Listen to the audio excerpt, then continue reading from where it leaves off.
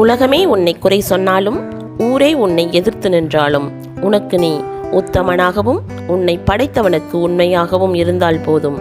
யாருக்கும் பயந்தோ படிந்தோ போக வேண்டிய அவசியமில்லை. எப்படியும் வாழலாம் என்று நினைப்பவர்களுக்கு வாழ்க்கையில் சிறு சிறு பிரச்சனைகள் இருக்கும். ஆனால் இப்படித்தான் வாழ வேண்டும் என்று நினைப்பவர்களுக்கு வாழ்க்கையே பிரச்சனையாகத்தான் இருக்கும். அடுத்தவன் வளர்ச்சியை பார்த்து பொறாமை கொள்ளும் அறிவு இல்லாதவர்களுக்கு தெரிய போவதில்லை அந்த வளர்ச்சிக்காக அவன் இழந்த சந்தோஷங்கள் எத்தனை என்று. யார் முன்பாகவும் கதறி அழுது விடாதே. இங்கு கண்ணீரை துடைப்பவர்களை விட இவனுக்கு நல்லா வேணும் என்று மனதுக்குள் சிரிப்பவர்களே அதிகம். ஒரு மனிதன் தனது துயரத்தில்தான் உண்மையான மனிதர்களை அறிகின்றான். சந்தனம் சாக்கடையாகலாம், சாக்கடை ஒருபோதும் சந்தனமாகாது. சில மனிதர்களும் அப்படித்தான். உனக்கு என்னை காயப்படுத்தக்கூடிய தைரியம் இருக்குமேயானால் அதை கடந்து போகக்கூடிய மனப்பக்குவமும் என்னிடம் உண்டு. சந்தர்ப்பவாத அன்பிற்கும் அக்கறைக்கும் ஆயுள் குறைவு. தாயிடம் நிரூபியுங்கள் அன்பாக இருப்பேன் என்று, தந்தையிடம் நிரூபியுங்கள் உங்கள் பெயரை காப்பாற்றுவேன் என்று. இது தவிர குறை கூறுபவர்களிடம் நல்லவன் என்று நிரூபிக்க ஒருபோதும் நேரத்தை வீணாக்காதீர்கள்.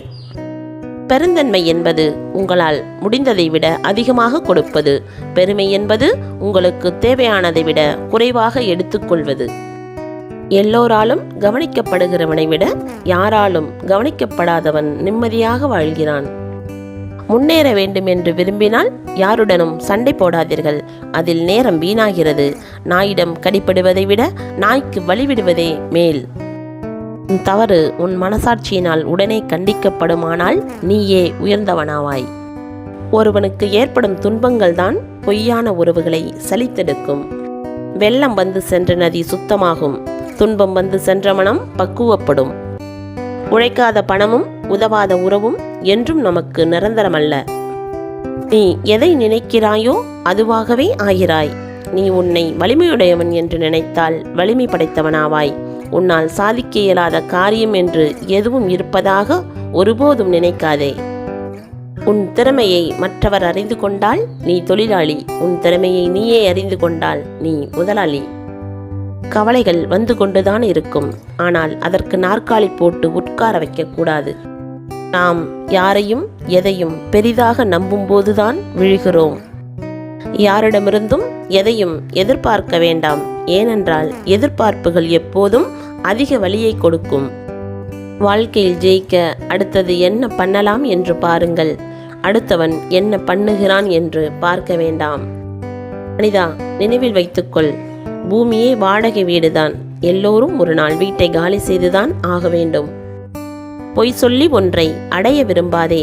அதனால் வரும் இன்பம் அதிக நேரம் நீடிக்காது. காரியங்கள் அனைத்துக்கும் காரணம் தேட ஆரம்பித்தால் காலம்தான் வீணாகும். முட்டுச்சந்துகளால் நிரம்பியதுதான் வாழ்க்கை. ஒருபோதும் எந்த சூழ்நிலையிலும் எவரையும் நம்பாதிருங்கள். இப்போதுள்ள மனிதர்கள் எவ்வித குற்ற உணர்ச்சியுமின்றி துரோகம் இழைக்க கற்றுக்கொண்டுள்ளனர். நீ தகுதியில்லாதவன் என்று சொல்ல இங்கு தகுதியானவன் எவனும் இல்லை.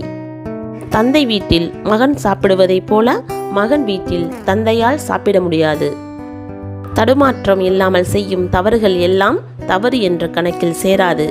அதன் பெயர் சாமர்த்தியம்.